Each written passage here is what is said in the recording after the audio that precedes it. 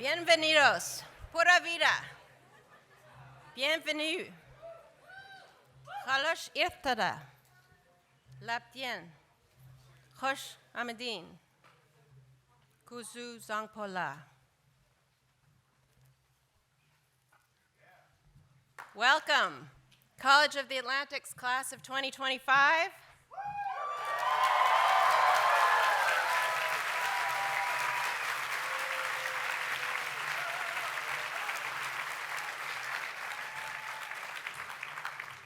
Parents, siblings, grandparents, cousins, aunts and uncles, chosen family and friends, staff, faculty, trustees, alumni, neighbors, and friends of the college. Welcome all of you here in body and in spirit. Those who are first in their families to complete a college degree, and those who join generations of college graduates, those who've worked multiple jobs to afford college, and those of you who've given freely with no expectation of recognition or praise, those who've immigrated to the places you might now call home, and those who continue to live and care for the land of generations of ancestors.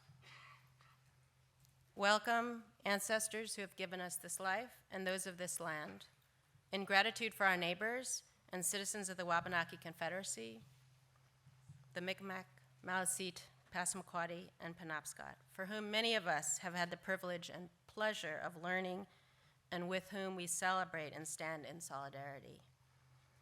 Welcome back to your body. Notice your connection to this earth and all of the beings who share this air we breathe, the flowering chestnut, the chipmunks, the warm ocean within us, and the expansive one beside us. As a faculty who's retiring after 25 years, thank you.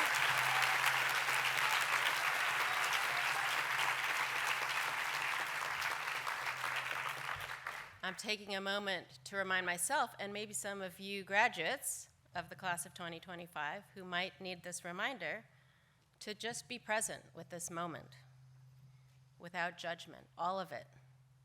Anticipation, apprehension, joy, sadness, remorse, forgiveness, regret, and gratitude. Compassion, and above all, enjoy the love of all of these beings here to celebrate you today, and to celebrate your limitless capacity to learn, adapt, serve, and create. Congratulations, and stay curious, humble, earnest, playful, hardworking, and resilient.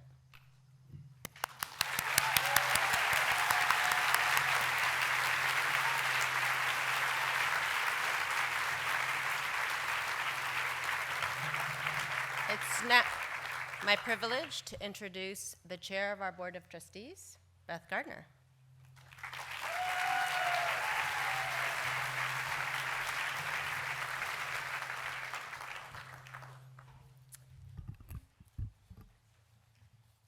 They say that all roads lead to Rome, but today all roads lead to this small island on the coast of Maine, to this mighty college here where we are. We have each come from all over the globe, each with our own story, but today our stories converge in one special place in this time on this day to celebrate each of our 2025 graduates.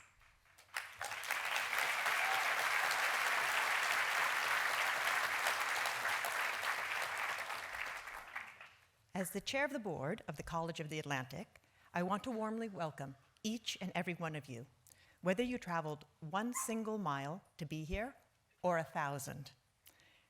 We're here all united and proud of every senior who sits in front of me and with you. COA has a unique governance model. We work together as a college, sharing the oversight of the institution. You might think, that sounds messy, and it can be, but I have found, for the most part, it to be exactly the opposite. When our students dive in, they are remarkable for their holistic worldview, for their dedication to the causes that they believe in, and for their hunger to learn.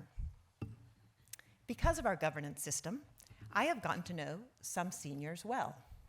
Raheem Khadour, along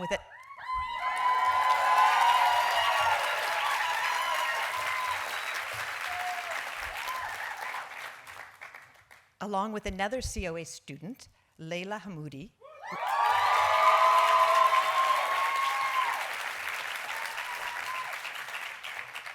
worked tirelessly with our investment committee.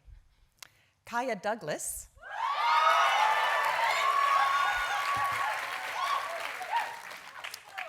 who with another talented COA student, Greta Senzig,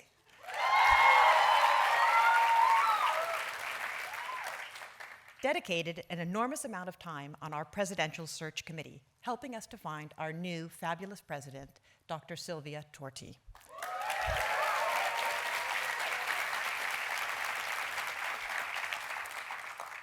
Linnea Go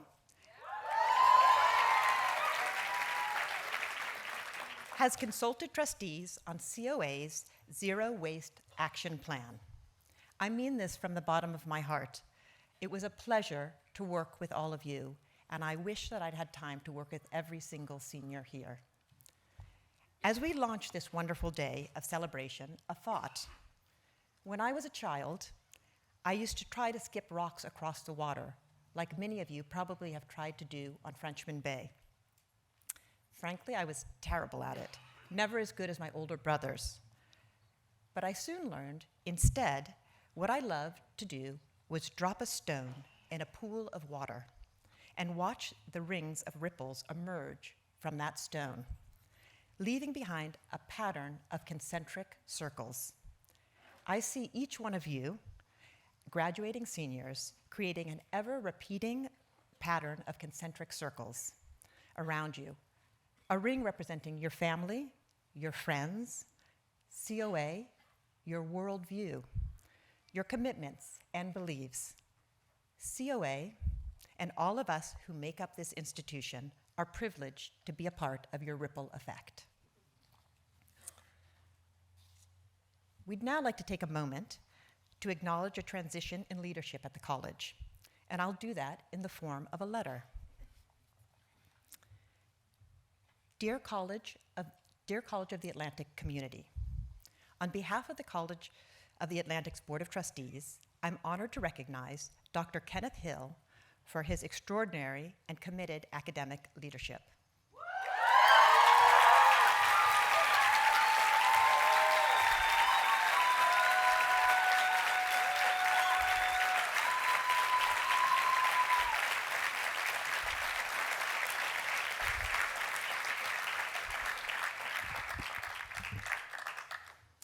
Ken arrived at COA in 1999 as the Educational Studies Director.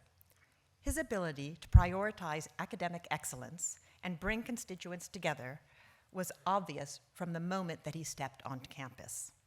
And he was quickly asked to serve as Associate Dean, and then in 2005, Academic Dean, and finally becoming Provost in 2019.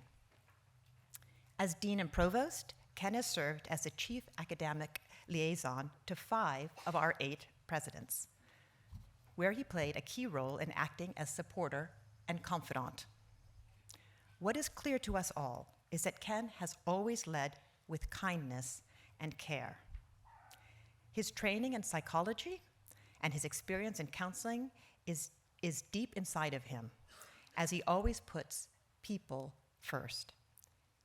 He's also quicker to say, yes, let's try it, instead of no, no way.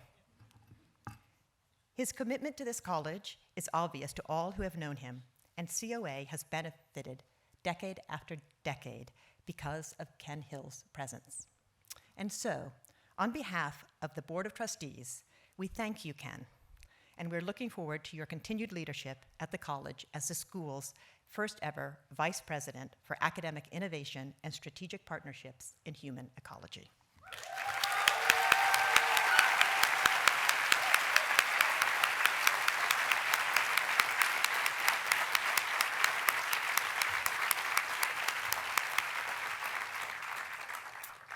I'd now like to introduce Dr. Sylvia Torti, the President of the College of the Atlantic.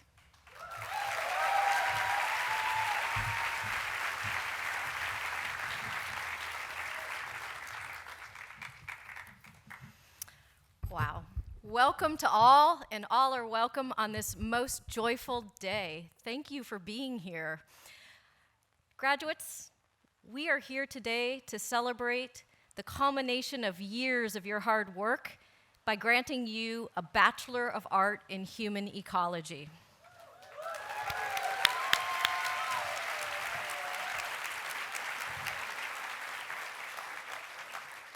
As many of you know, today marks the end of my first academic year as president, and I've been so impressed and energized by this community.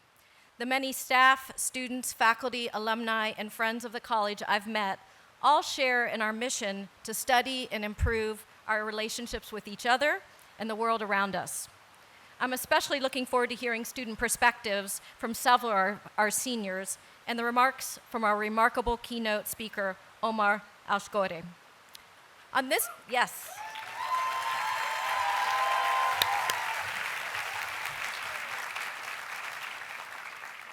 day of celebration and gratitude, I want to take a moment to recognize those who have supported you, the graduates. First, the families, parents, grandparents, siblings, aunts, uncles, and friends. Thank you. As a parent of a recently graduated college student, I know something about the journey you've been on as well. We can debrief later. But just to say it out loud, your support has meant a great deal to the students graduating today. Thank you.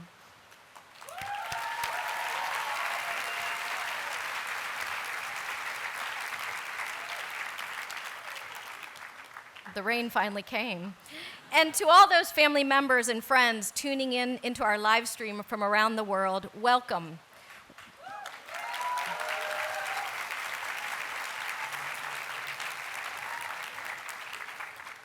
Second, I'd like to acknowledge the extraordinarily talented and dedicated faculty and staff at COA, these remarkably committed people who have joined our students on their journey.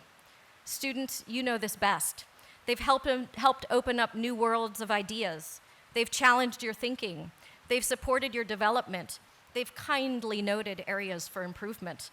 All of that, of course, but mostly they've opened their hearts to your passions and your dreams. Let's thank them for all that they bring year after year to work and life at COA.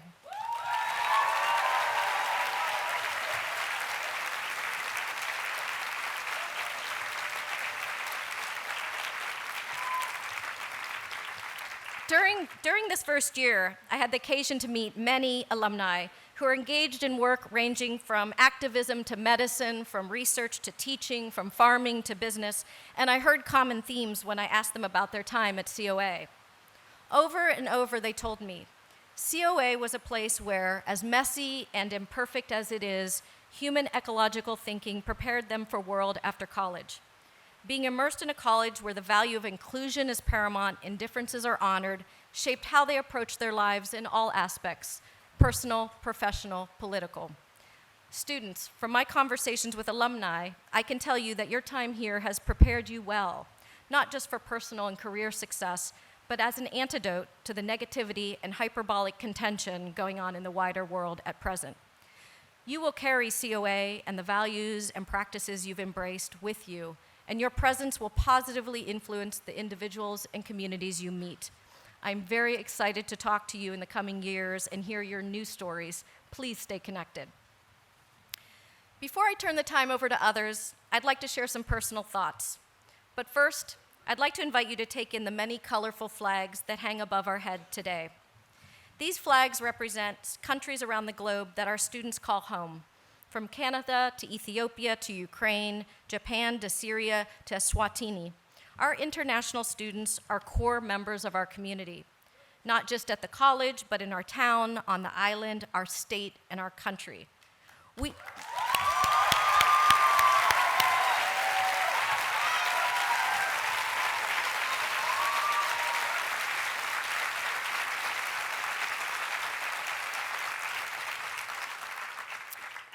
We believe in a United States that welcomes the world, not with suspicion, but with open hearts, not with fear, but friendship. These flags are not just symbols of where our students come from. They are reminders of the rich perspectives, traditions, and dreams they bring with them. In this moment, as we celebrate the achievements of this graduating class, we also celebrate the global fabric of our community. Let us take this opportunity to remember that learning knows no borders, and that we must continue to work for a world where diversity is not just respected, but cherished, and where the presence of many cultures is not seen as a challenge to our unity, but at its deepest strength. Yes.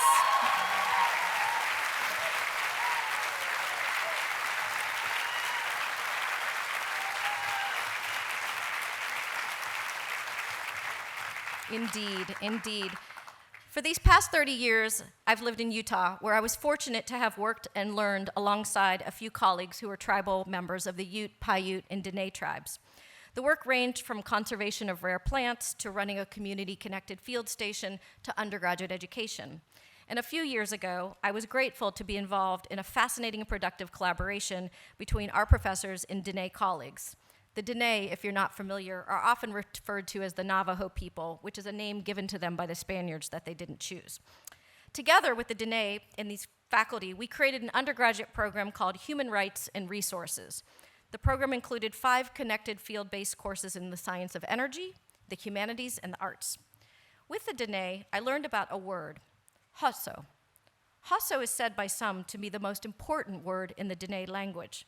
Roughly, it represents walking in harmony and beauty by way of thoughts and actions in an unfolding universe. If you've been following international news, you'll know that indigenous people around the world have been begging the quote-unquote developed world for right relationship, inviting us to explore states of being that allow for connection. A real sharing of hutso, of living in harmony, can only occur if we embody Earth as womb. This is not some abstract New Age kind of thing, but instead about the actuality that the Earth birthed humans through evolutionary forces, just as it birthed the plants and soil and other mammals and birds and all the other life forces, including mountains and forests and ocean and bay. Imagine, we can embody the fact that we are born of Earth, that we are connected to every other element born of Earth, that we actually can't exist without all these other elements, especially those produced by plants. If we can't collectively come to embody that, then I'm afraid our future as a species is at great risk. Earth is part of the cosmos, the moon, the solar system, the universe, all an amazing dance that quantum theorists are calling entanglement. Darwin said this too. In the last paragraph of The Origin of the Species, still one of my favorite books, he speaks of the entangled bank. There is grandeur in this view of life, he writes, with its several powers having been originally breathed into a few forms or into one, and what that whilst this planet has gone cycling on according to fixed law of gravity, from so simple a beginning, endless forms most beautiful and most wonderful have been and are being evolved. While Darwin didn't know about DNA or genetics or quantum physics, he was prescient. His entangled bank is a great metaphor for a much bigger picture, one that, even as we learn more and more and more, we can never fully see. Yet we can acknowledge and position ourselves within this entanglement in ways that are profound, healthy, just, and sustaining. Without embodiment, we're extinct. The question then becomes, how do we embody Hutso? The only way I can see is by way of what we so glibly call identity. Not through a definition of identity shaped by boundaries and merely says who I am and who I am not by definitions of identity that disconnect us from one another, nor definitions of identity that cement us in time. My great friend, Andy Hoffman, who is a poet who reads deep ecology, a master river runner, and the teacher who taught me how not to teach, answered my recent questions about identity like this. He wrote, "Identity, like learning, is a river. It moves. It carves new banks and swells with rain and dries in drought. It picks up soil and stones and sediment. It reflects the clouds and stirs the bottom rocks. And sometimes it disappears underground, only to surface again in unexpected places." He said, "Tell the students, you are that river. Your learning is not a destination, it's a current. Your identity is not a fixed point on a map. It is the shape of water moving through time and place and soul. Please don't dam the river with rigid definitions or hardened roles. Don't be so sure you are who you are that you forget who you might yet become. Stay in flow. Let the river teach you how to change without losing your source, and be suspicious of clarity." You see, yes.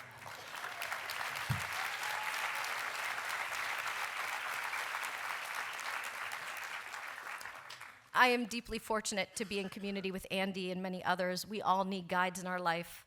Another guide for me is Bayo Akomolafe, a diasporic African cultural philosopher who I respect deeply and have been reading for years, and he reminds us, "The times are urgent. Let us slow down. Indeed, I say, let us compost. Let us listen to the cracks. Let us get a little lost, because the answers we need will not come in neat rows or righteous slogans. They will come in the mud, the margins, the moments when you are no longer so certain who you are, which is a constellation, a flickering dance of causes and conditions. You are not a brand, you are not a resume, you are a field of interbeing like the tide, the trees, the sky." This is human ecology in action. Graduation remarks written through conversation with others. Some I've met and talked with on hikes or over dinner or on rivers for years. Others I've only met through words on a page, some living, others gone long before I was born. My hope for you is that you too develop relationships, transnational networks, and that you thrive within an entangled bank that supports your river ride, your flickering dance, the great adventure of your life.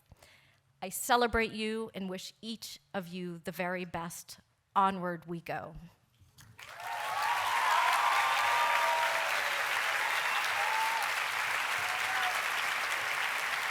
Thank you. Thank you. Thank you. Thank you. Thank you.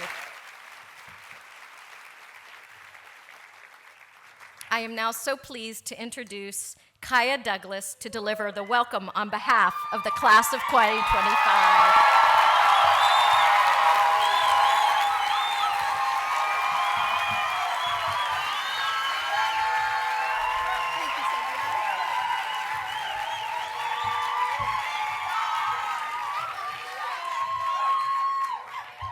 Hi, everybody. It's really nice to see you all. And thank you, Sylvia, for the introduction. There's a lot of people here. I knew there was going to be a lot of people. I don't usually get this nervous to talk to this many people, so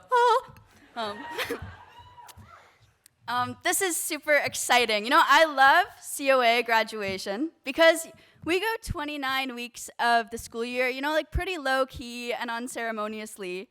And then week 10 of spring term hits, and it's like, boom! A giant tent and a procession with an awesome bagpipe ensemble. Not one, not two, not three, but 4 welcome speakers. You know, COA graduation is quite the operation, as you guys can see. So I just first of all want to shout out all the people that work super hard to make this event happen, and this is going to be a super incomplete list, but shout out Cora and Kara and Zach and Dan and Reagan and all of B&G staff and Ken and Lise and all of Tab. Yeah.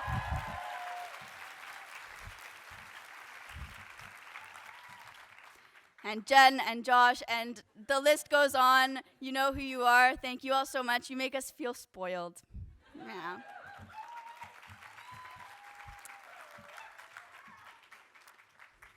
Okay, so I do love a good ceremony, and I've been thinking about what ceremonies do. If we didn't show up to graduation, we still would get a degree.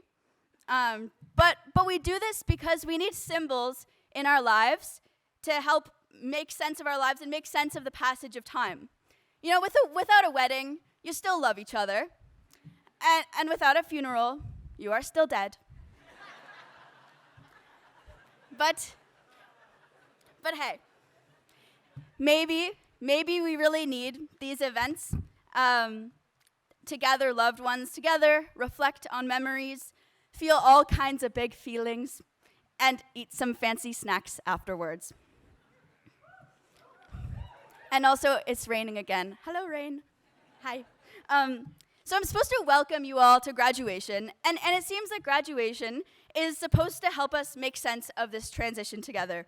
And here's the thing, you know, sometimes I'm just having a hard time making sense of anything these days, let alone tell a satisfying story that helps us make sense of graduating. When I got feedback on the first round of this speech, the first draft, I was told I was going to give the audience emotional whiplash. And I kind of realized that makes sense, you know, because I think that is what a lot of seniors are feeling right now. Grad is a celebration, but for many of us, grad also means goodbye to a lot of people that we love. And so as the welcome speaker, what I really want to say is, welcome to the emotional whiplash party.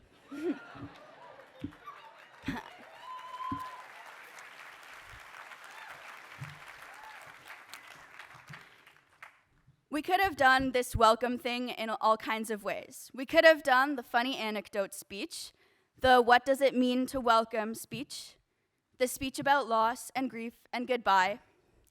This could have been stand-up comedy, but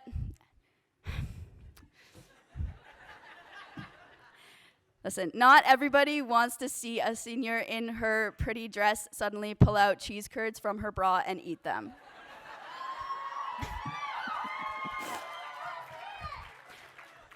Not gonna happen. This also could have been the speech about those in different colleges and different countries who aren't graduating right now because they were expelled or disappeared for protesting or because their universities were bombed. This is not all those speeches.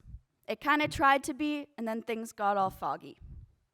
So let's talk about fog for a second. When the fog rolls in and you can barely even see the boat Osprey on her mooring, you have no choice but to pay attention to what's right there. Last week, some friends and I slept on the pier, and we played cards until 1 a.m. under the stars, and then a wall of fog rolled in as we drifted off to sleep. When we woke up to the first light, we could barely see in any direction, but a little seal swam by, close enough to say hi.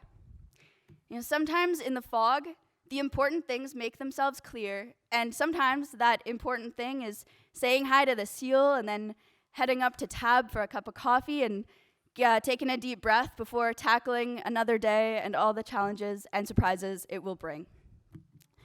This ceremony marks a moment in time, and it also represents a lot of contradictory feelings all squashed up together.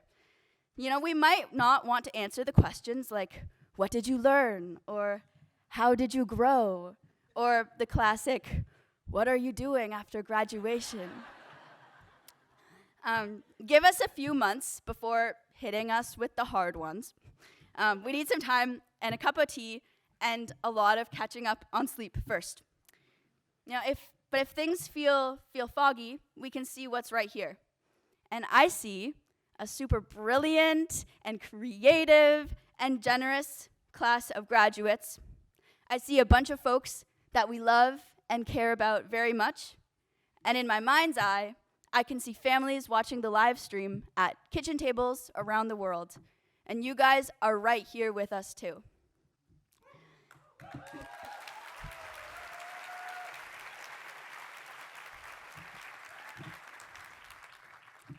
On behalf of the class of 2025, welcome to graduation.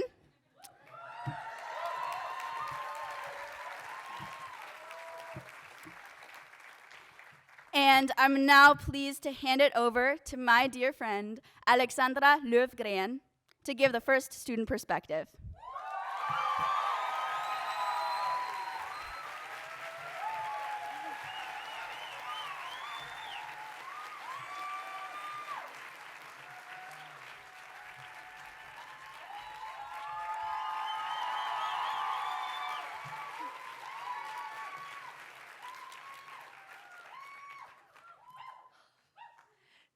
Dear fellow seniors, thank you for giving me this opportunity to share my student perspective at our graduation today.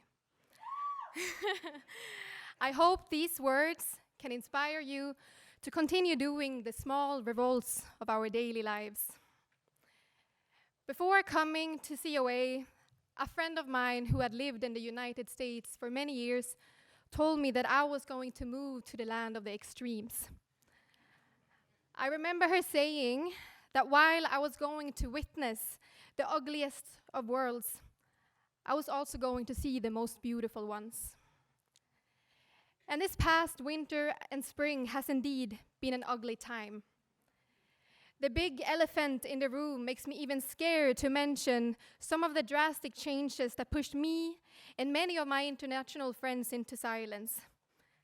Scared of being deported for speaking up against occupation and genocide in Gaza. Scared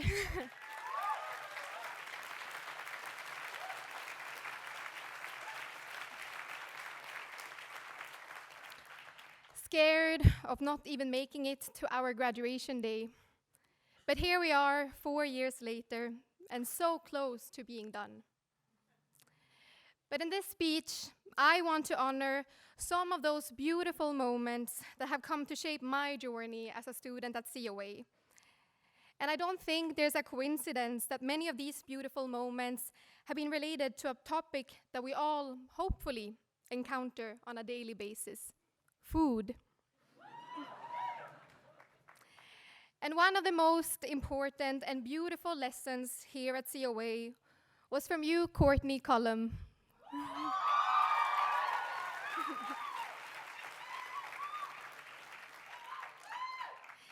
In the spring term of my second year, me and a group of students had signed up for your class, Active Optimism. After taking your other class, Transforming Food Systems, earlier that fall, we were all angry. Upset at the unjust structures of capitalism leaving so many people hungry. Furious that hunger is not because of lack of food, but lack of redistribution. However, you reminded us that while we need to take on these economic structures and change them at its very core, we also need to make sure that people are fed at the same time, and especially those around us in our own communities.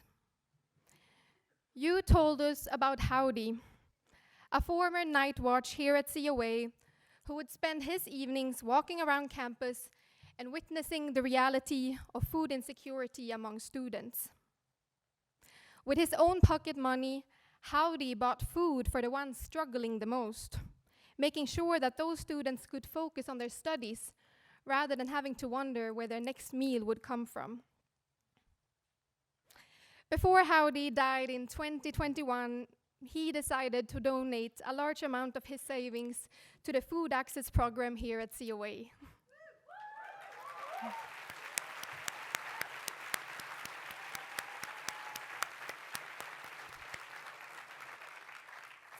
And as a way to honor Howdy and make use of his great generosity, me and a group of wonderful students in the Active Optimism class, with the help of Courtney, of course, had the opportunity to initiate the weekly stockings of the community fridge here on campus.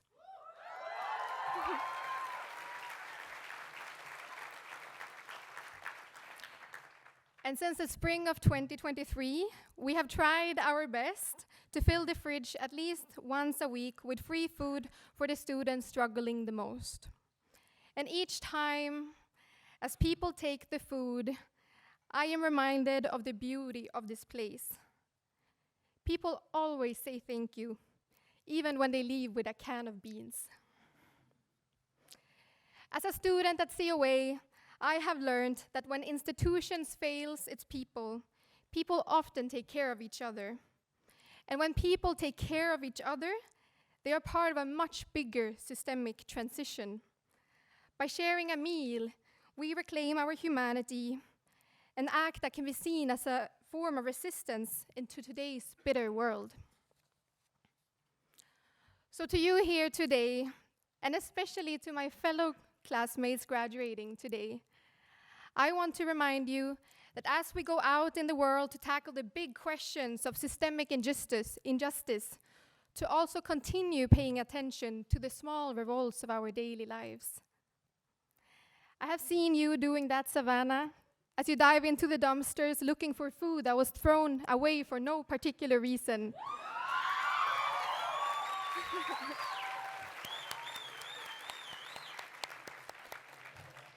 I have seen you doing that, Layla, that despite me declining the offer more than 3 times, you still convinced me to eat some more of your delightful Palestinian cuisine.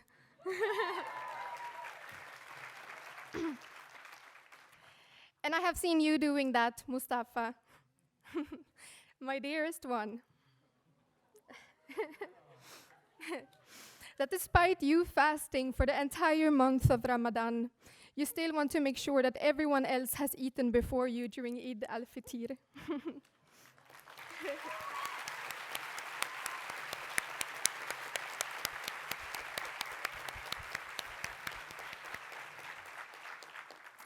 And these acts are indeed part of a bigger systemic change, but also what remains this place as beautiful in the ugliest of times. So thank you. Thank you to Share the Harvest, to the Bar Harbor Food Pantry, to the COA community dinners, to Open Table, to Tab leaving leftovers in the community fridge, to the people in our community having the least, yet always being the most generous. Thank you for showing me the many, many contrasts of this place. I will forever remind the people at home that while this country holds some of the ugliest of worlds, it is also home to some of the most beautiful ones. Thank you.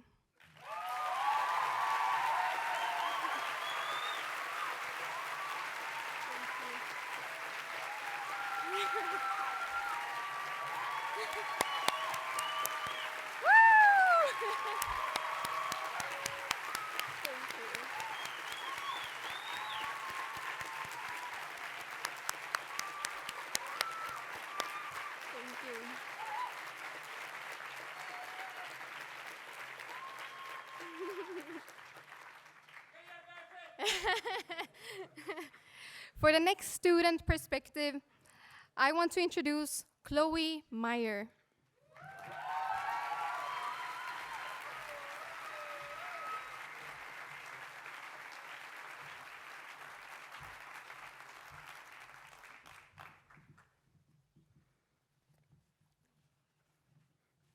Hi, everyone.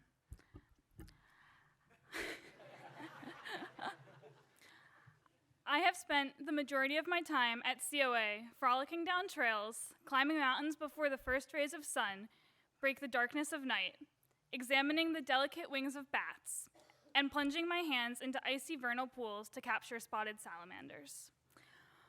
All of these adventures have been part of the fieldwork that lights my soul on fire and gives me purpose.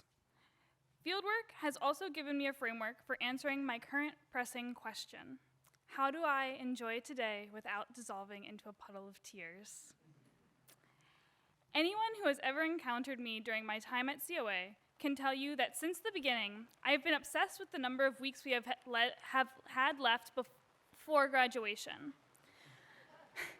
While for many college students, as the number of weeks remaining decreasing would cause excitement, for me it was a way of lamenting over the fact that I only had 120 weeks to make the most of. There are 0 weeks left, and I am left to wonder where the time has escaped to. While I grieve the fact that our time at COA is at a close, I cannot help but feel so incredibly overjoyed for the people, places, and experiences the past 4 years have gifted me with.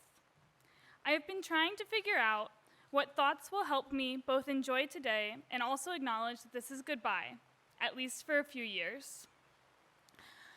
Upon reflecting, I landed on the lessons of my fearless mentors, professors, and friends who have taught me during our late nights, early mornings, and long days during fieldwork. I would like to share some of these key lessons with you. Lesson 1, appreciate the view. We have reached the summit. This mountain we have been climbing for 4 years was a long and demanding journey. Today is the day that we celebrate and take in all of our accomplishments.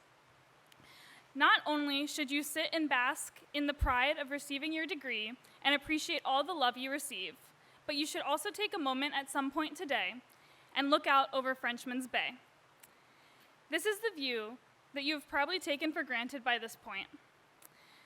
But for many of us, the familiarity of the bar and Schoodic off in the distance is soon to become a fond memory. Lesson 2, record your data. You don't need to count every hug given, congratulations whispered, or tear spilled, but you do need a way to commit parts of this day to memory. Take photos and videos with your most cherished people, especially the ones you're about to go from seeing every day to every few years. Take mental snapshots of everything. Look around you. When is the next time you will be surrounded by this many human ecologists who know you so deeply? Inventory yourself, your emotions, and your core beliefs. You are never going to be the exact same person as you are in this moment. Commit the you that exists now to memory and be proud of yourself for getting you to this point. Find a way to remember this day forever. This is the end of an important era in our lives. Lesson 3, discomfort is not inherently bad. If you are anything like me, today brings the entire range of emotions: joy, excitement, relief, fear, nostalgia, and grief. I am with you in sitting in this slurry of complicated feelings.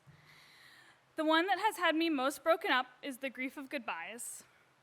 I don't know how many times I have asked, how am I supposed to say goodbye to the place that has become my home and to the people that have become part of my family? I have been rolling this question over in my head for the better part of a year, and I have come no closer to an answer. However, I have come to appreciate this feeling. It means I have a place and people worth longing for. So if you too are feeling the heaviness when you think about the next time you drive off of MDI, not having a promised timeline for return, you are not alone. Lesson 4, your team is everything. The people who have cheered you on, held your hand, dried your tears, and celebrated your smallest victories are so incredibly proud of you today.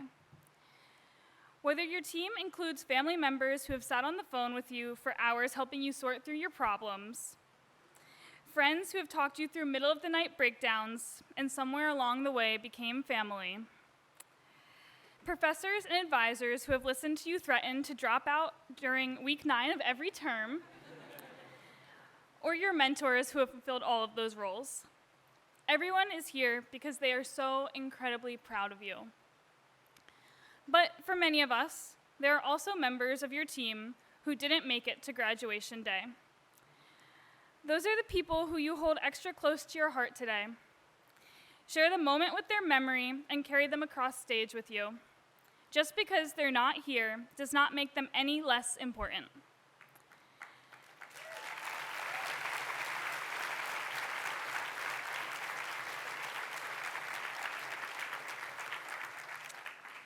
They are just as proud of you as the people surrounding you under the tent.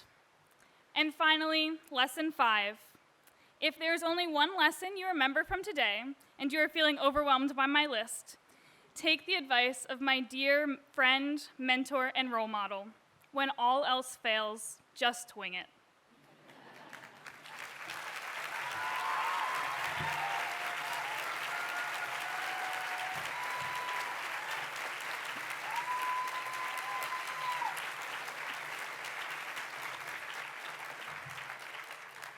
I would like to welcome Hanako Moulton for our last student perspective. Thank you.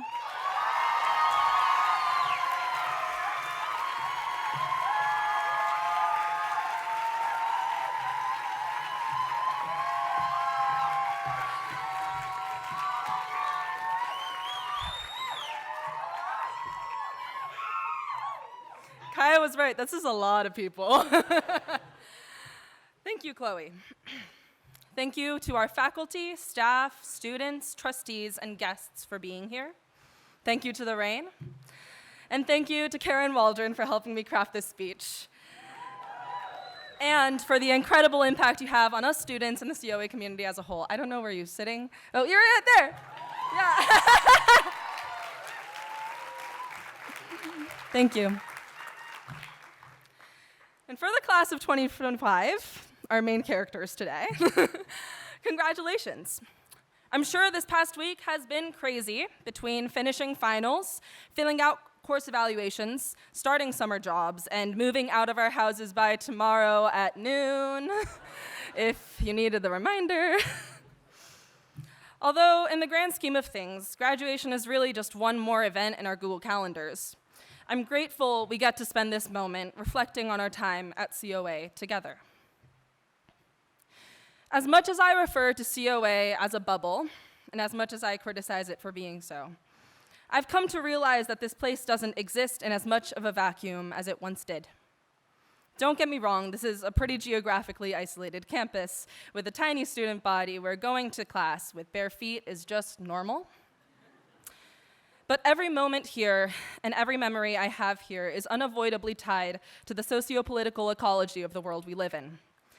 It's the simplest example of human ecology, the relationship between ourselves and the environment around us. And so, as I experience this transition in my life, and sharing that experience with you all, it would feel wrong to ignore the environment around us. Within the past 6 months, in the United States, it has become a tangible risk to criticize matters of domestic and international human rights violations, and in addition, to criticize hateful and discriminatory actions against non-white, non-citizen, and transgendered people. Students across the country are being detained for speaking out against the US government's participation in bombing children, and their own universities are selling them out. There's red flags everywhere signaling a hairpin turn away from democracy, and this is the state of the country I'm graduating into? Although it's coming to a head under the Trump administration, the patterns that led to this moment have been recurring for decades, even centuries. And as an academic institution in the US, College of the Atlantic is not exempt from its symptoms. Instances of racism, transphobia, xenophobia, sexism, and ableism happen here and often. Concerns raised by marginalized members of our community are abstracted into broader issues in the name of inclusion, which ends up further marginalizing those concerned voices.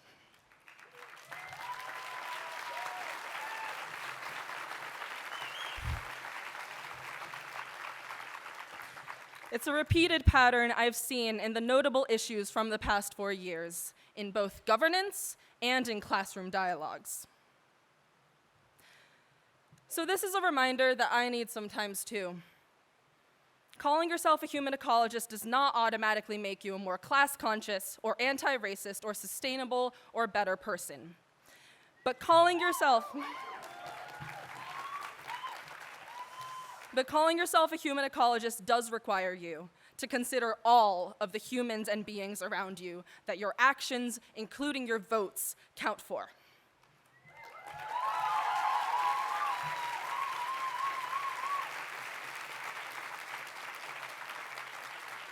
Because the thing that can work against the structures that oppress us is our individual and collective choices.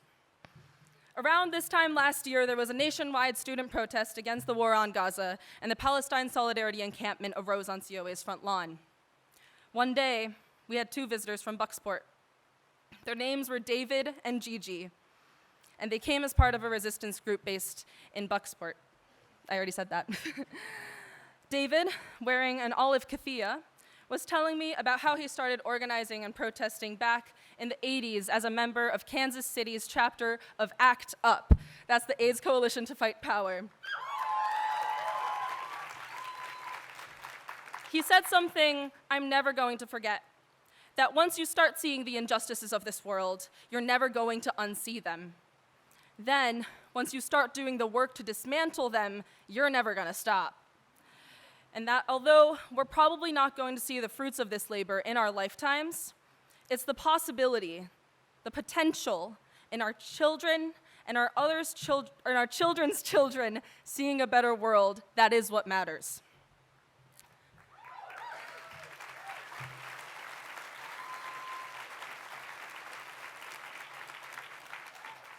So let's not pull the wool over our eyes.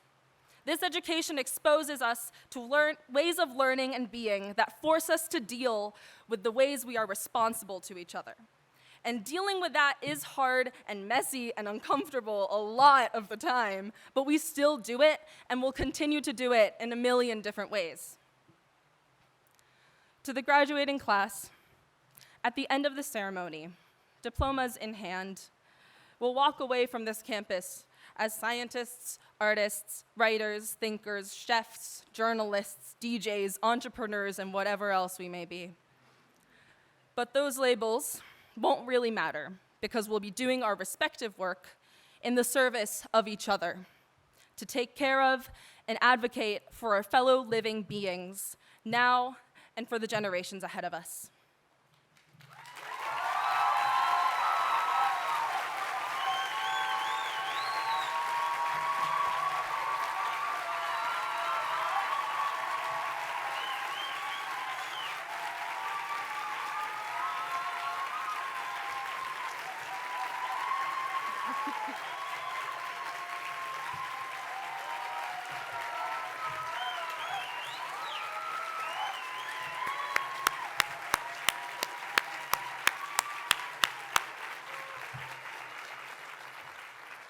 And now, to introduce our brilliant commencement speaker, we have Raheem Khadour.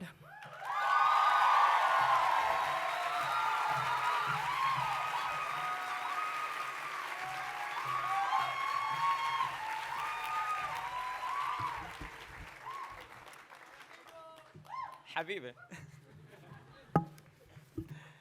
All right. First of all, I want to say thank you to our wonderful student speakers today for their beautiful and thoughtful speeches.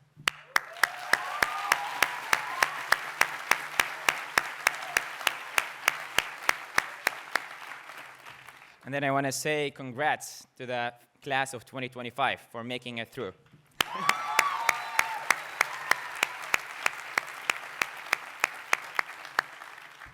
And then I want to give a shout out to my beautiful family that is watching over Zoom, my dear mother, Hazar, my beautiful father, Yahya, and my wonderful brother, Rida, and my wonderful brother who's with me here today, Raja.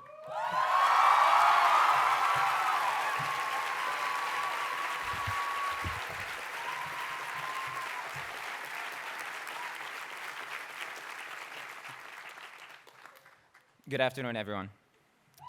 I want to begin by saying the name Hamza Al-Khatib. Hamza was 13 years old when he was arrested by the Syrian regime in 2011 for attending a peaceful protest demanding freedom, a child full of joy and curiosity. 1 month later, his body was returned to his family bearing the marks of unspeakable torture. If Hamza were alive today, he would have been around my age. Like those seniors sitting in front of me, he might have been graduating this spring too. He might have stood up at the podium like this one, with his future ahead of him. Instead, I will carry his name on my graduation cap because it belongs here, because he belonged here.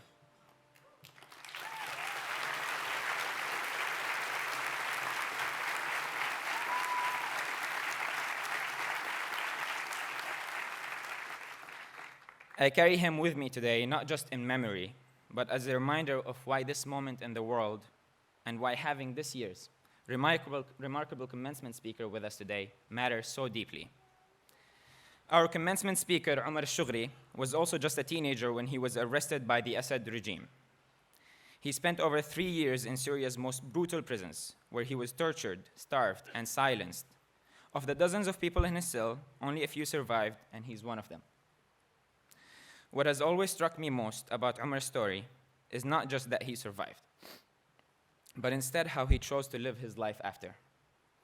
He did not emerge from the horrors of that cell bitter or broken. Instead, he emerged as a fierce advocate for justice. He began to speak, not only for himself, but for those who cannot speak anymore, for Hamza, for the disappeared. When I first heard Omar speak, I was moved by his story, but even more by his strength. His way of looking at the world, his belief that even after everything he endured, there is still light, still laughter, still love worth fighting for. To my fellow graduates, as we graduate today and step into the unknown, we enter a world that often demands cynicism of us. But Omar reminds us that there is another way to live, a way rooted in truth-telling and radical hope, and refusing to give up on the future even when the past is unbearable. I nominated Omar because in a time when it's easy to feel overwhelmed or hopeless, it feels all the more urgent to hear from someone who has lived through the unthinkable and still chose hope. Someone whose resilience isn't abstract, but forged, breath by breath, loss by loss. Omar shows us that resilience isn't about never being shaken, it's about refusing to stay broken. It's about continuing to care when it would be easier to turn away. To build when things feel like they're falling apart, not just for ourselves, but for those who never got the chance. To keep showing up for others and for the future, even when we carry our own wounds. And in doing so, he reminds us of what is possible. That justice, dignity, and change are not handed down. They're built again and again by people who choose to rise. That silence may feel comfortable, but it is never neutral. That our voices, however trembling, however tired, still matter. Omar's life is not just a testimony of survival. It's a call to all of us, graduating today, to carry forward a different kind of strength, one that builds, one that heals, one that refuses to look away. Please join me in welcoming a truth teller and someone who shows us how to live with purpose, with power, and with hope. Omar Alshogre.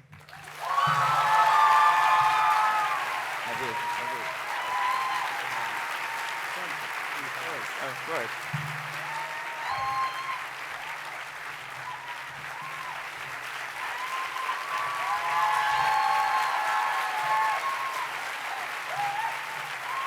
Thank you.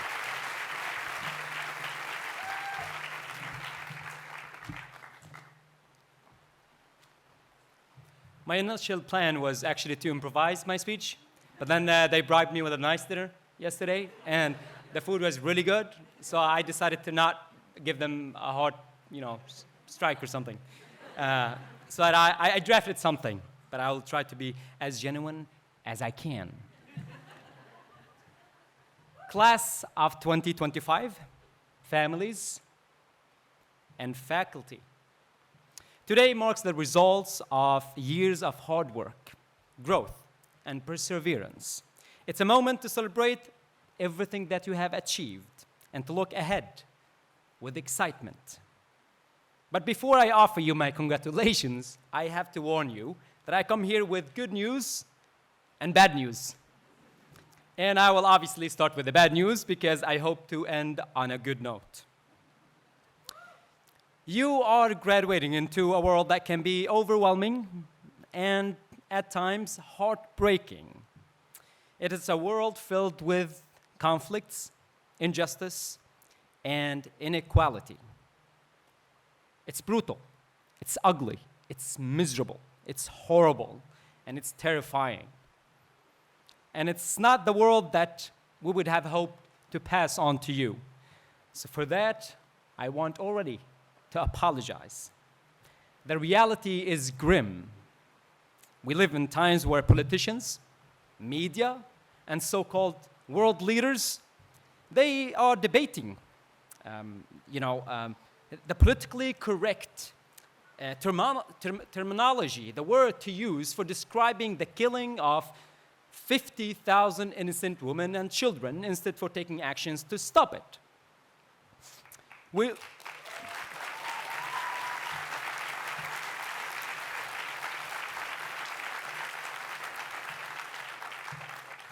Imagine a house on fire, and there are people trapped in, and the firefighters, they come, and they're standing outside and discussing what to call the fire. That is exactly how it is today. This world we live in is a world where the urgency of saving lives is often overshadowed by word play. You have to pick the perfect word.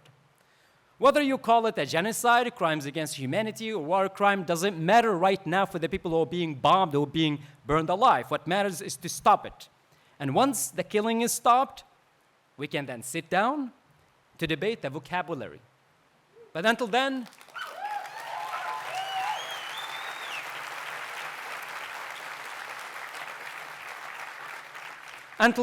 all the words are just meaningless. This world is insane.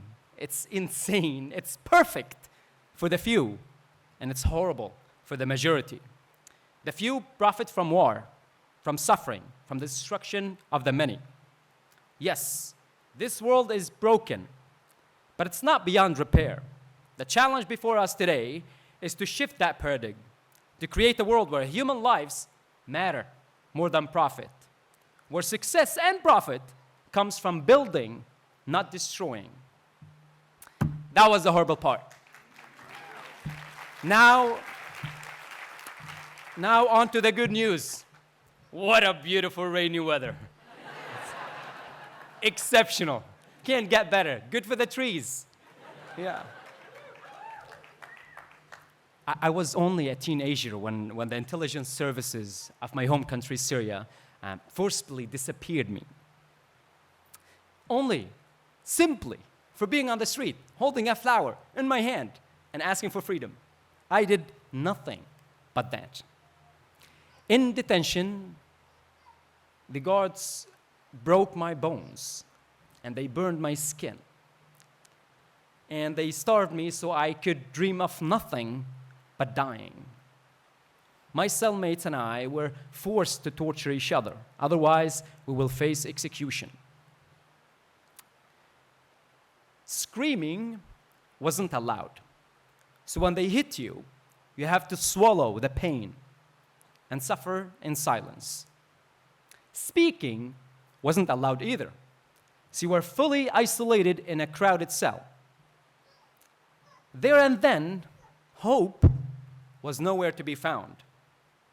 Until something happened. I did a huge, dangerous mistake.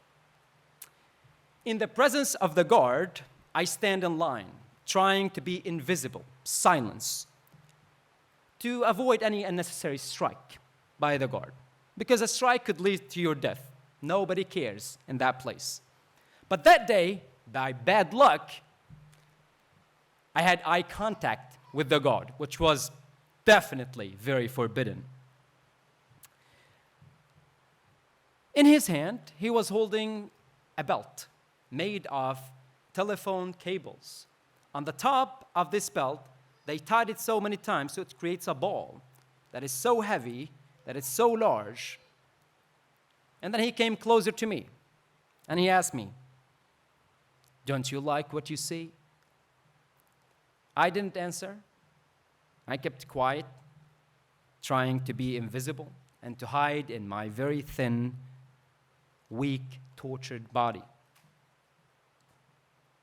I didn't see when it happened, but I could hear him taking that very deep breath, and I could hear and see when he was lifting one of his feet up. And with that, on my shoulder, straight to the bones, but it felt that he didn't actually hit my shoulder. It went straight to the soul. It felt like I was about to faint, and that's when he said, "Go to your cell, you dirty thing."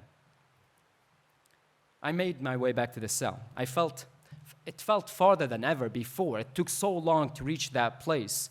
I couldn't feel the blood flowing from my shoulder bones, but I could see it on my chest. It hurts, but there's nothing to do about it. You're not allowed to scream. You're not allowed to cry. I didn't even feel angry or sad. I just felt weak and sore. And above all of that, I felt alone, really alone. I suffered in silence and couldn't even complain. And in that moment of pain, I just wanted to feel sorry for myself. That is when something happened, something out of the ordinary. A prisoner next to me poked me, and he seemed like he wanted to talk. We were not allowed to speak. But he kept poking me until he actually got my attention. And he said, "You're bleeding." Remember, we were not allowed to speak, so we whispered, "You're bleeding from your shoulder. I am a doctor. Let me take care of your wound. The bleeding has to stop." So he placed his hand on my shoulder. And it hurts even more when he touches me. But it felt right. Not that he put his hand on the wound, but that he actually put his hand on me. Because in that place, it felt unique. It felt profoundly humane. And that is something I really missed in that brutal place. And as soon as he examined my wound, he begins to whisper to me about infections. So he offered me to take care of my wound so I don't die from infections. And it wasn't long before he chose to teach me how to take care of my wounds. So I became quite skilled at it. So I started to offer my services to the other prisoners to take care of their wounds, to clean them so they don't die of pain or they don't die of infection. Not everybody welcomed that gesture because some of the prisoners chose to isolate humanity and to get dependent on themselves because they wanted to believe that they can only rely on themselves. Those brief whispers I had with the doctor, they caught the attention of many other prisoners. Someone else started poking me again. At this time, from the other side. The prisoner next to me said, "Hey, I'm a psychologist. I want to help you." I didn't need a psychologist. I wasn't crazy. I looked at his offer as an insult at that time. And I grow up believing that if you go to a psychologist, you are a cuckoo, right? So you don't do that. So I refused the offer, and then he kept annoying me, to be honest with you. Kept poking me again and again. He was trying to get attention. He wanted to speak, or he wanted somehow to prove that he had something intelligent to share with me, I thought. But in such a place, I decided maybe I should set my prejudice away and give him a chance. So I listened to him. He whispered, and he had sparks in his eyes, excited to explain. He told me there was methods to deal with trauma. He used fancy words that I didn't really understand what they mean, like perspective, And then suddenly I felt, I had resistance, but I word by word, day by day, I softened a little bit, and the words that he used to say started to sink in. He said crazy things, like, your pain could be your strength, and trauma could be used as a driving force. Who would say that, And he said that you could zoom out and suddenly remove yourself from this miserable place and imagine something different, That life is not about only hunger and pain and fear. If we succeed creating connection and relationship between each others. His words stayed with me in the silence. The doctor and the psychologist also had their own conversations, their own whispers, occasionally. This was unusual. The punishment for talking was execution. So you risk your life when you talk.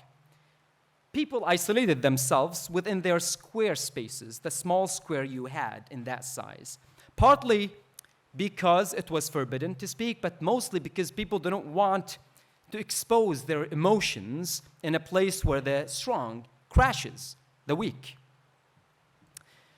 Talking with those became a routine in my daily life, with a doctor, with a psychologist, something to look forward to. I remember when I was in the corridor on the torture floor and the guard is beating me and I'm thinking, I have a good question to the psychologist. I hope he stays alive until I make it back to the cell. But it was never guaranteed that that person would be alive by the time you make it back. It didn't stop there. It spread throughout the rooms because they distribute you to different rooms from time to time. So you take the concept with you and you talk to other people and you meet. There are people who suggested ideas. There were lawyers that suggested about how we can divide our food fairly. A teacher had taught me how to write. grammar, that I never liked, how to memorize poetry, how to communicate effectively with other cellmates. An engineer explained how the fly flies, right? What are the materials you use in building a house? And then you have, the chef. When you're starved, the chef is the most painful thing you can listen to. He's explaining to you how he makes the most delicious dishes that you could ever dream of, right? So that when the chef talks, our stomachs overpowers our fragile minds. It was satisfying like nothing. Not even outside of prison I felt something that satisfying. These conversations and the shared wisdom we passed along in form of whispers, now when a prisoner died, they were not a number anymore. They were a story. There was something beautiful. A person who died, who taught us something so meaningful for the first time. For the first time that we are entering, since we entered this place, we're feeling humane a little bit. Therefore, at some point, I suggested that we have to organize what we're doing. We created a schedule to everyone, so everybody could whisper with everybody. The desire for connection moved us forward. We began calling this smaller group of conversations classroom. So when I come back from torture, I go back to my classroom, to my classmates, not to my cell, not to my cellmates. And that, again, made us feel humane. And then I grew up in prison. And there was time to graduate from school and go to university. So we started to call it university. And eventually, the school became, the common term we used, but later on, we decided to call it the University of Whispers. The world may not really resemble the horrors of detention center, but it's fractured in its own ways by division, inequality, and indifferences. Indifferences. In that cell, we were stripped from everything except our capacity to connect, to share, and to build something meaningful out of whispers. Today, as you step into this world, you have something precious, your voice. Unlike in that cell, you can use your voice freely. You can create, inspire, and challenge the wrongs without having to whisper. My friends, you can scream. And for me, that was a dream for 3 years. The lesson I learned in that cell is that the power of a human connection is one that can reshape the broken world.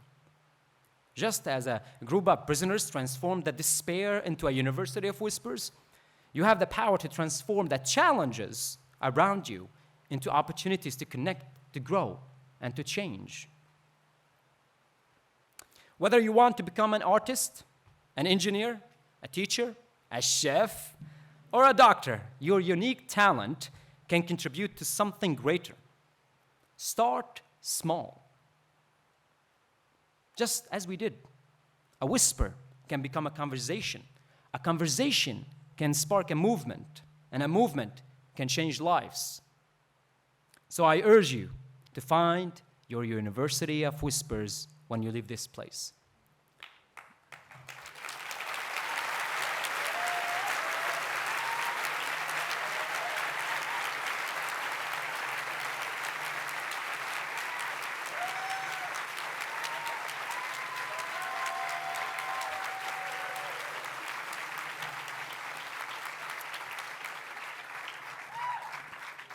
So I urge you to build your own University of Whispers when you leave this space. Build bridges where there are walls. Turn silence into dialogue, and never underestimate the power of compassion and connection in creating a better world. I now suddenly feel that I want to take back my apology that I gave you earlier, because I suddenly believe that you are so fortunate to live in this world, precisely because it's broken. So I take back my apology, because a broken world offers you a profound opportunity, the chance to mend, to improve, and to create something meaningful. This is your moment to rise to that challenge, to do good, and to live life filled with purpose.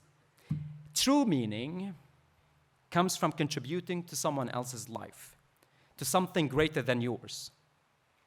You and I are here to serve a purpose, to build a world that we can be proud to call ours. So as you step out of this place, carry with you the courage to dream, the strength to act, and the compassion to connect. Go forth and build a better world. One relationship, one community, and one bold idea at a time. Congratulations on your graduation, and I wish you a future full of purpose, of joy, and the chance to change the world. Thank you.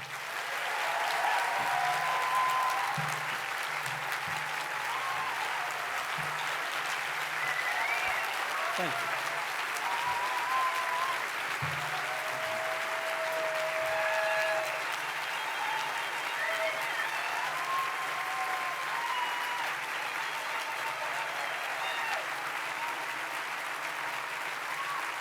Thank you.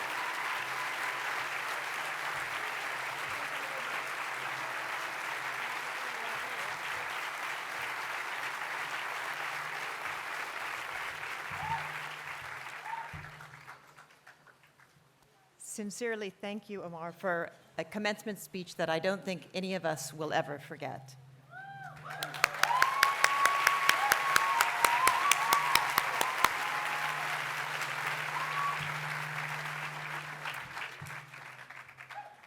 I now have the great pleasure to present an honorary Master of Philosophy degree in Human Ecology to Omar Alshogre. Great. Alshogre.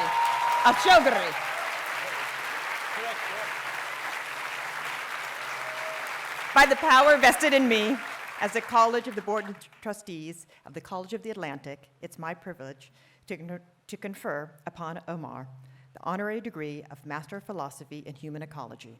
His name will join the distinguished group of honorary degree recipients. Thank you, Omar. We're delighted to honor your contributions to human ecology.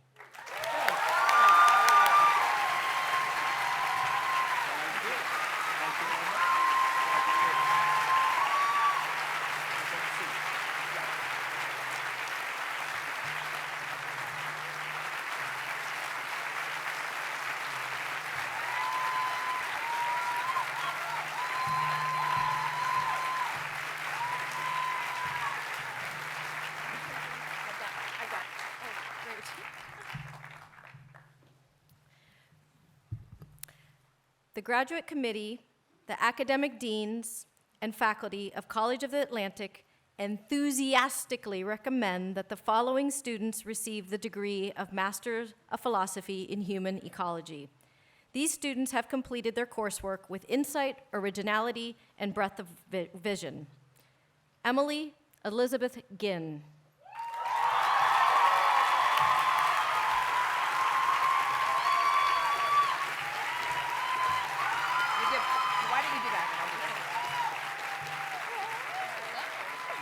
Two of us have to do it. Oh, okay. Okay. So there's like, I always get it backwards. Okay. You take that side. Okay. Where do you want me to go? Now we're gonna take this. Congratulations. I've got it in backwards. It's just right.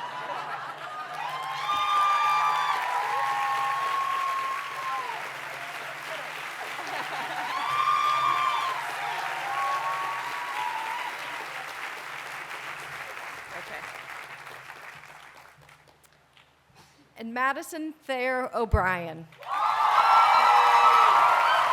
All right, let's get it right.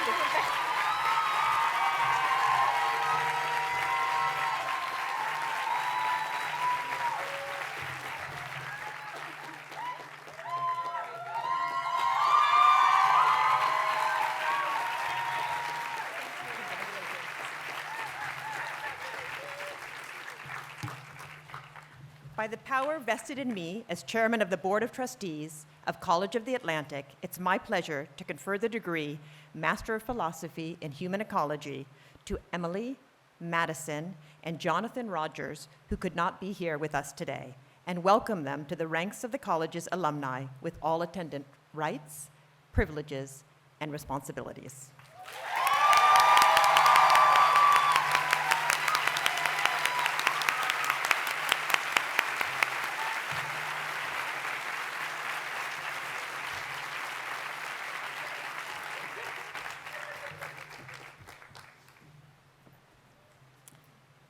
Ms. Chairwoman, the candidates who will come before you today include students who have completed all the requirements for graduation and those students who will finish their research projects in the summer or autumn.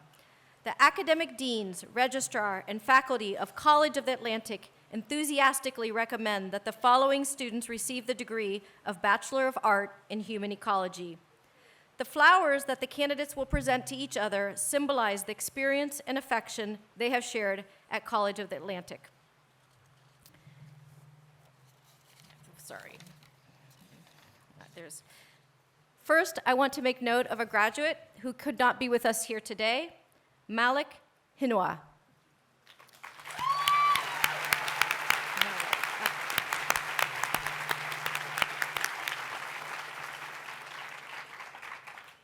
I would next like to call Savannah Elizabeth Averett.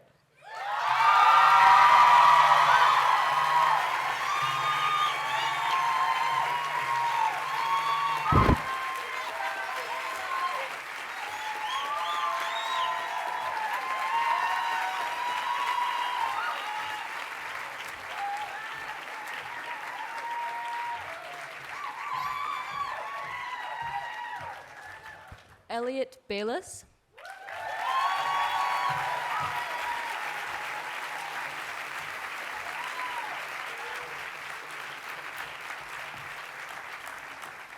Asley Julia Ball.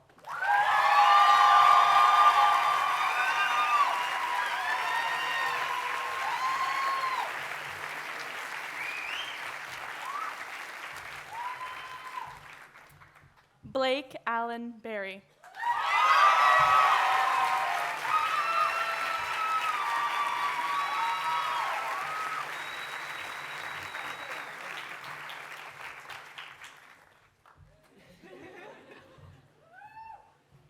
Jasper Blake.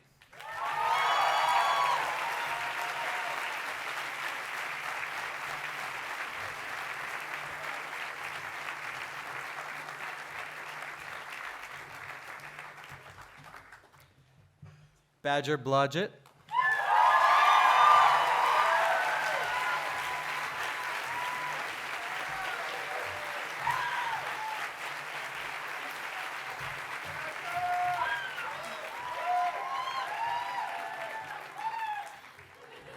Keegan James Bray.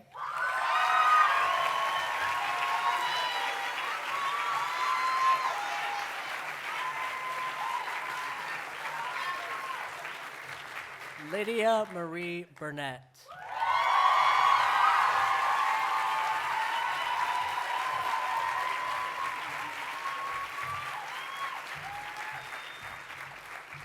Cedar Callahan.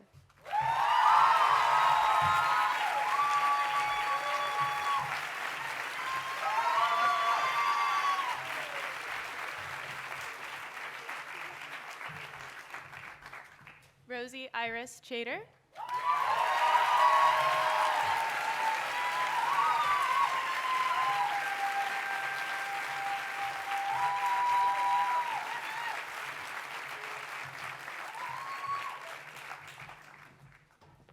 Hannah Kai Kuven.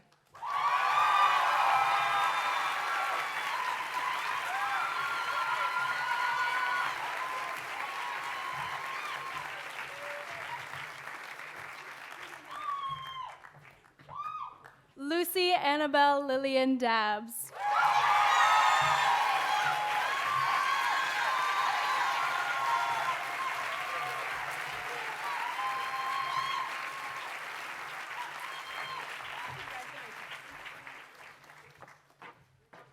Hannah Berry de Alessandro.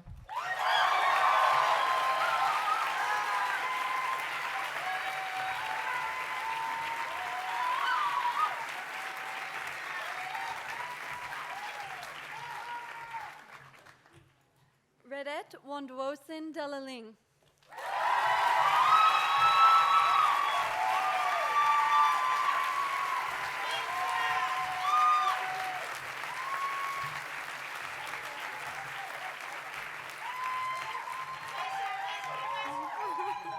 Kaia Sierra Douglas.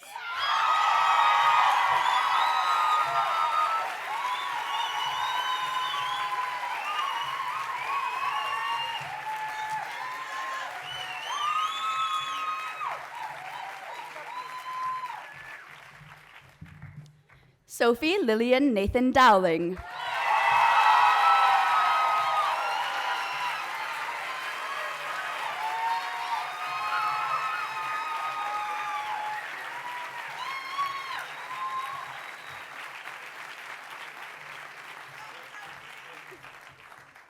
Eleftheria Sophia Dragoti.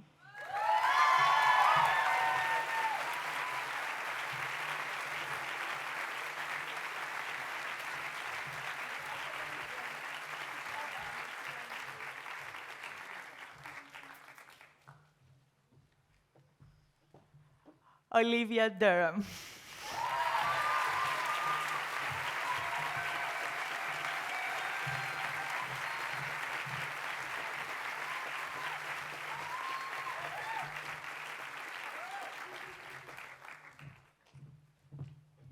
Lily Ida Dutton.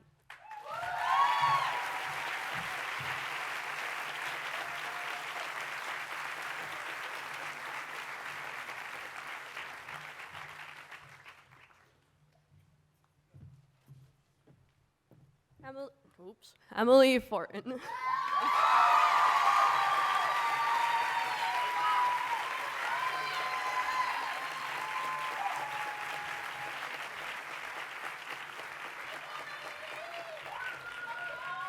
Sophie Jo Franzen.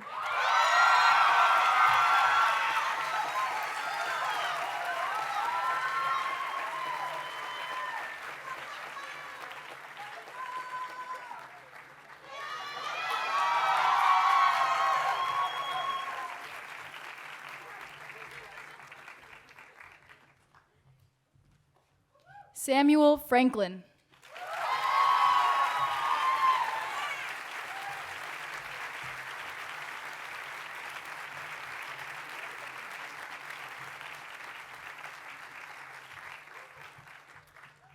Mizuki Fujiwara.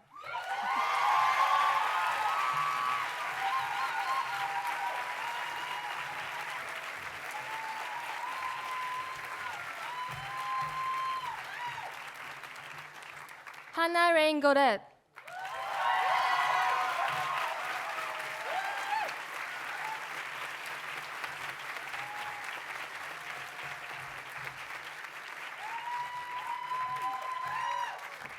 Linnea on Gardiner Go.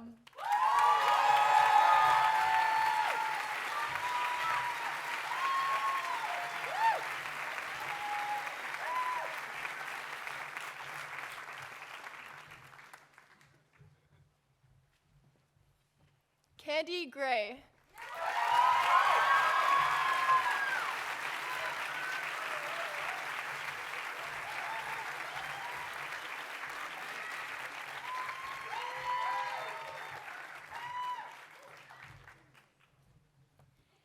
Aiden Urban Grimm.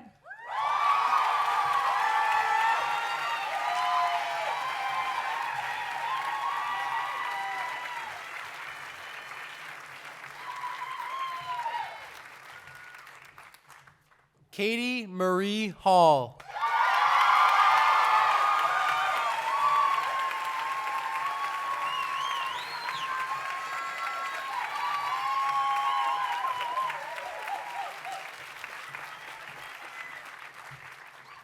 Joshua Harkness.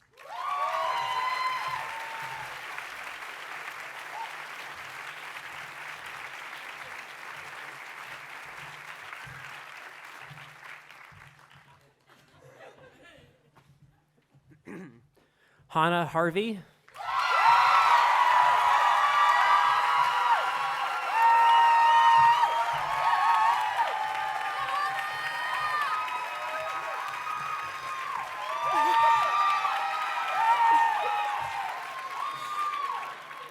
Anna Heiting.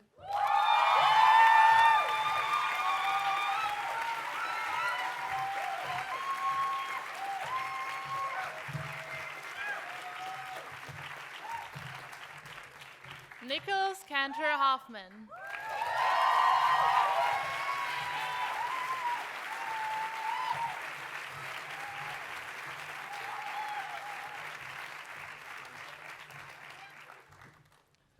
Ellie Jane Jackson.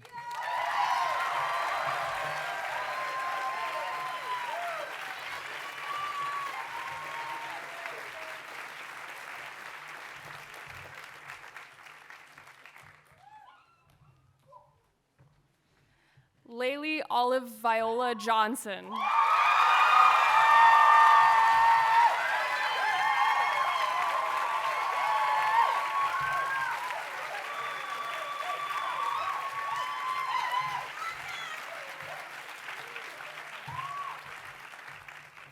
Tempest Peyton Justine Kane McCarthy.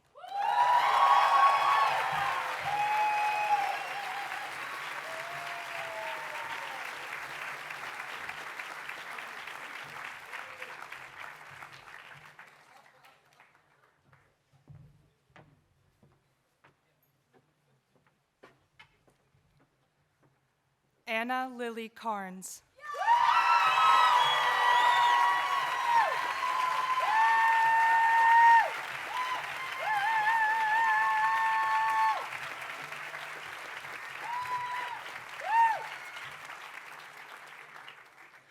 Darcy Allen Kerr.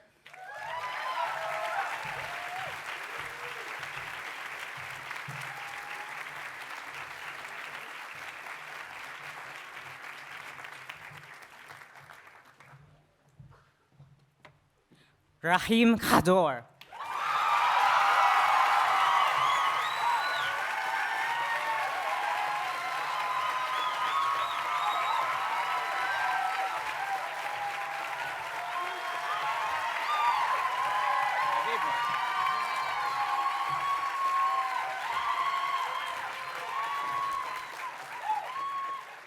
محمد مصطفى خرزم.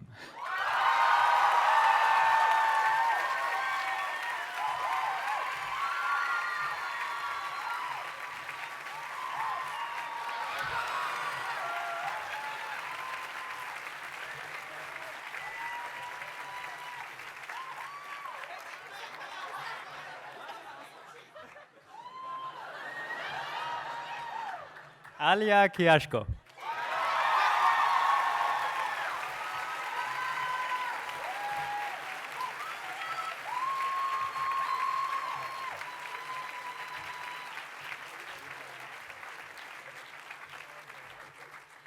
Dylan James Lavallee.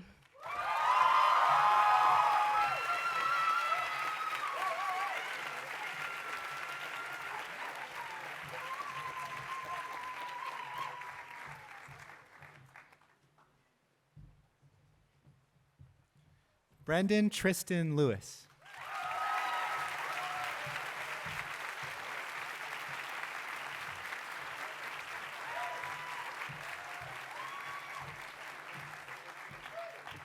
Ellie Christine Linsday.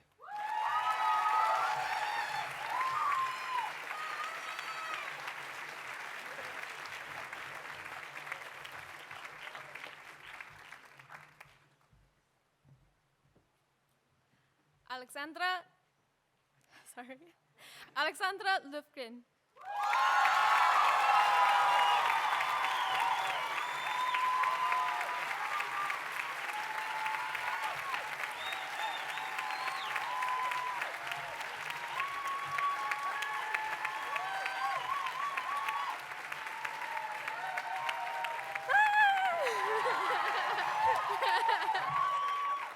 Rudolf Lukasevicice.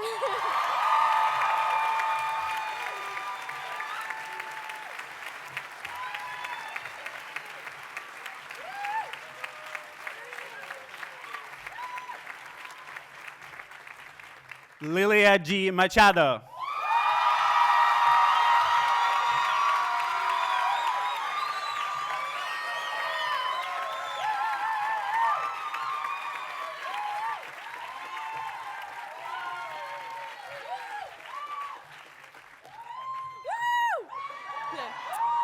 Jonathan Isaac Mahoney.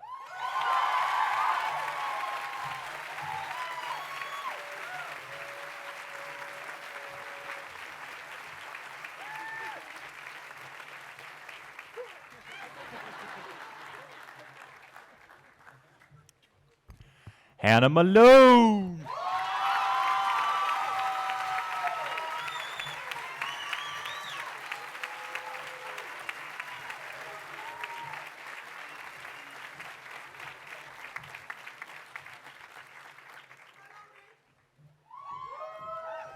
Hazy Marer.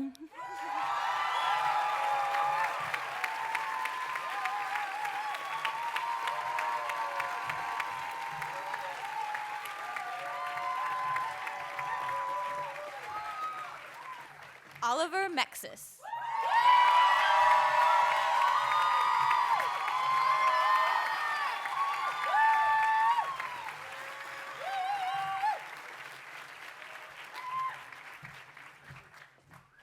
Chloe Noelle Meyer.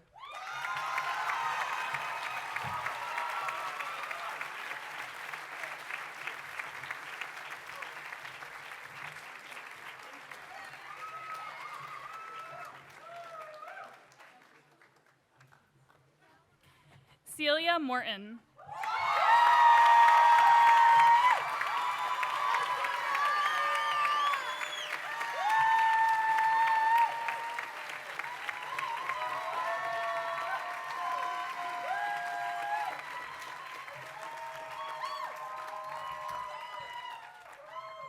Thank you. Hanako Saito Moulton.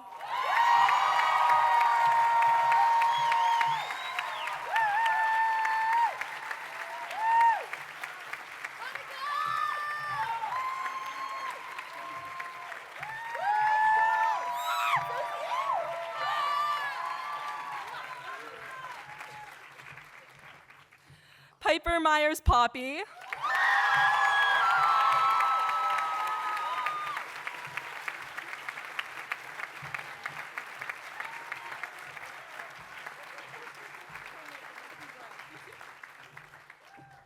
Khorshid Nazarizadeh.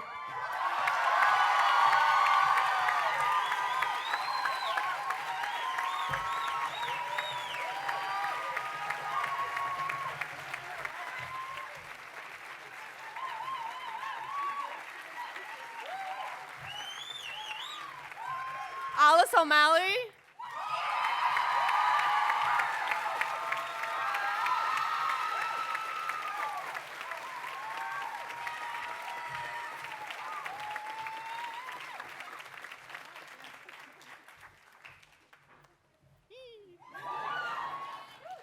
Fern Paltrow.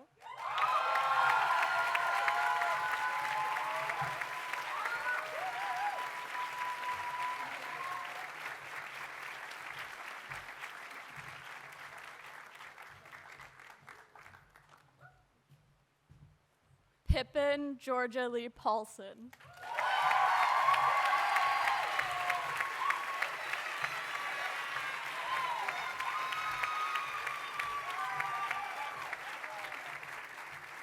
Tegan Paulson.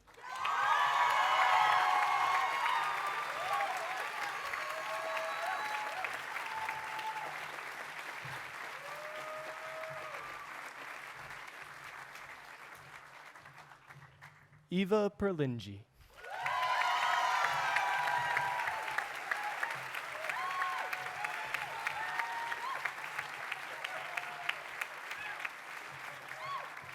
Juno Percy.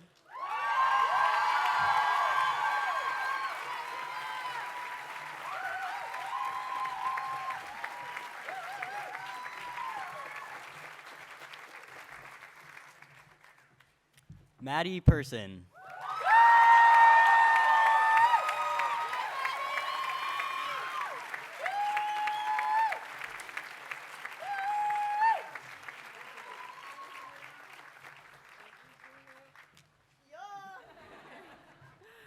Olivia Catherine Pignataro.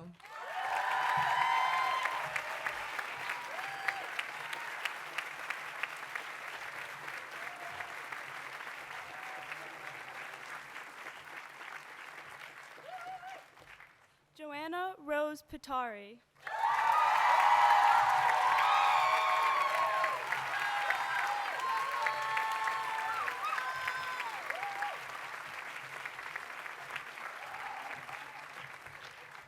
Nico Porter Holiday.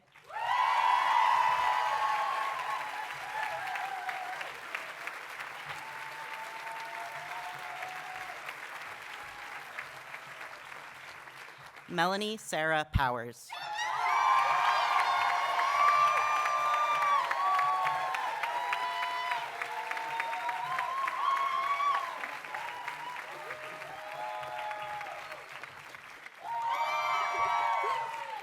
Elizabeth Rankin.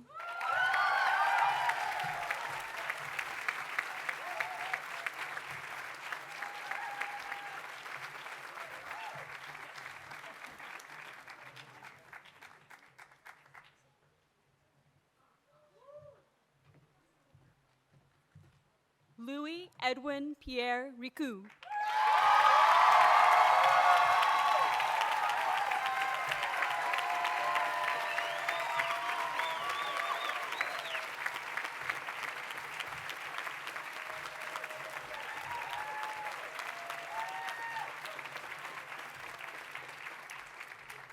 Natalie Ray Rodriguez Dickens.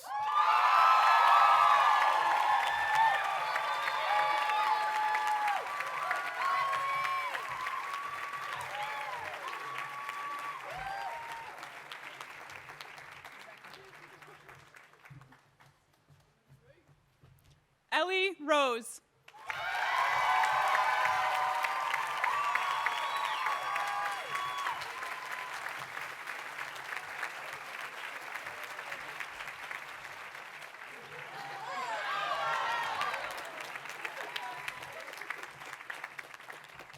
Sammy Jo Rose.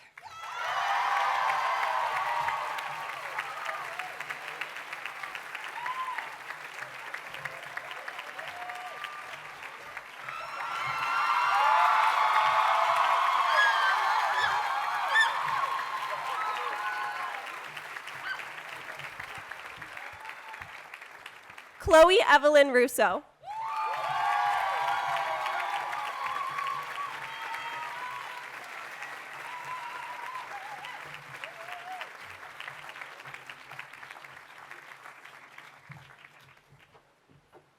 Marina Allison Schnell.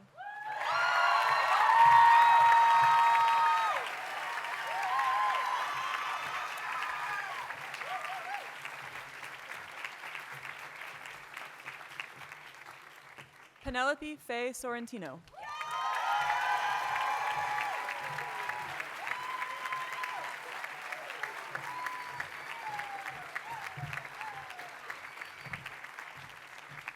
Sarah Jane Stovacek.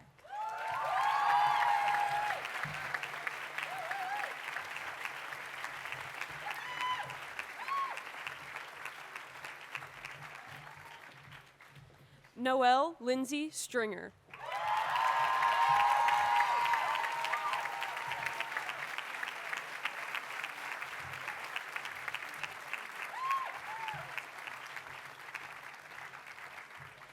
Dominic Tricoci.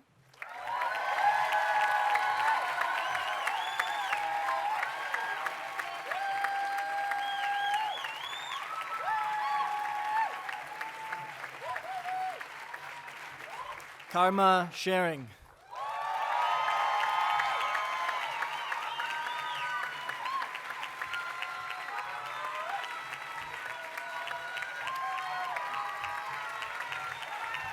Yuri Tsuji.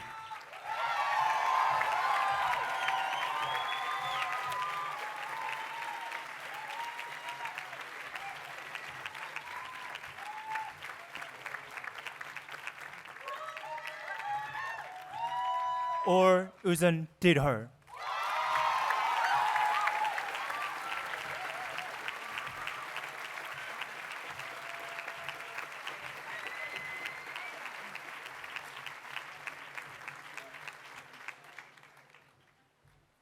Lucian Vasquez.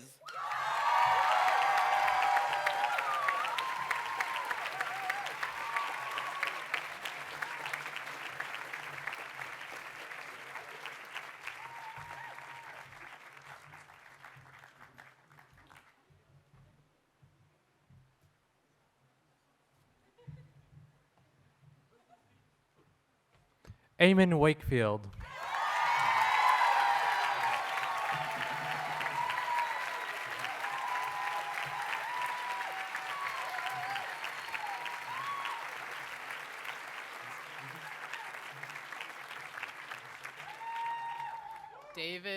David Andrew Wassinger.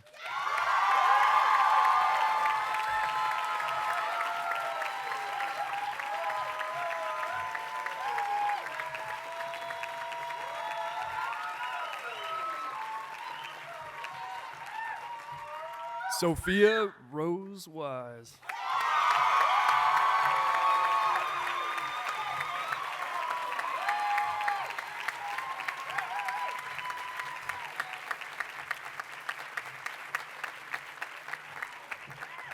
Ryan Wishcamper.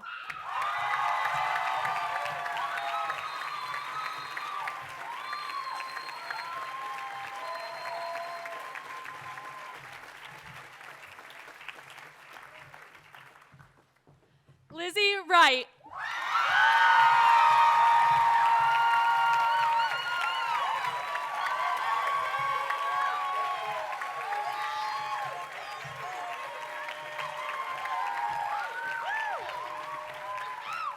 Fiona Young.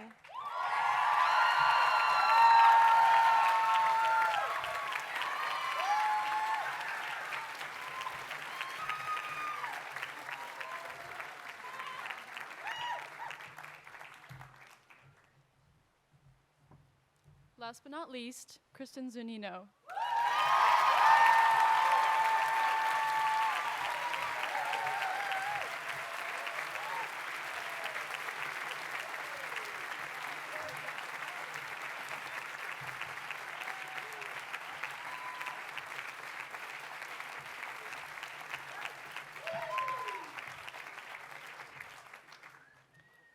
Now one of the highlights of the day.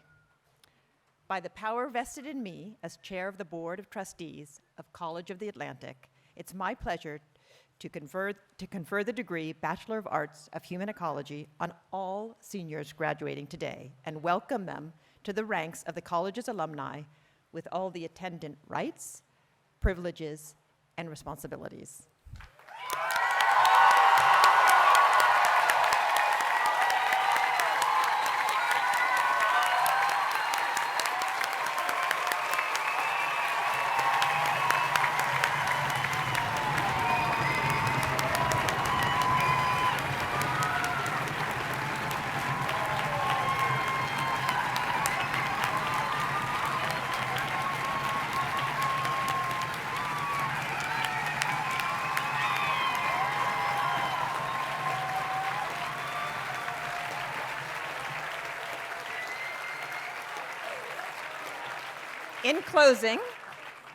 In closing, I would like to thank Omar, Bonnie, our student speakers, and all of you who've made the wet journey here.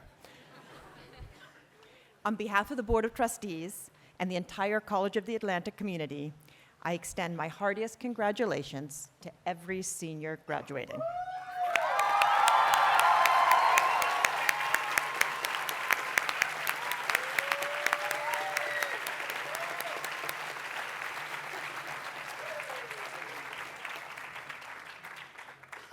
Now for a slight change of plans. We had planned to host you all in the Newland Gardens, which are beautiful, but it might be a little wet. So instead, we invite you all to go to Gates Auditorium, where we will celebrate all our graduates.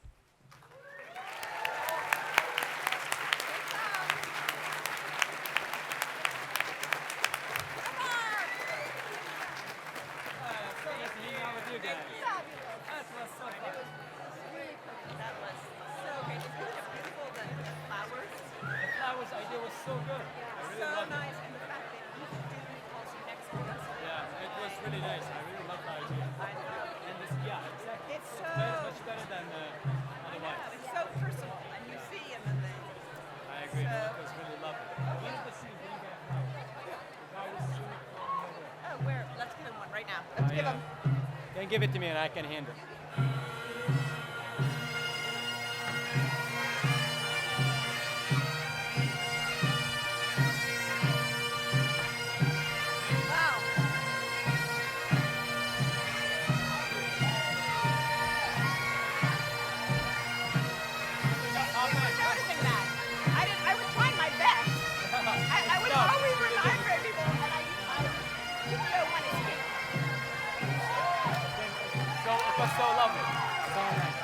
Yes.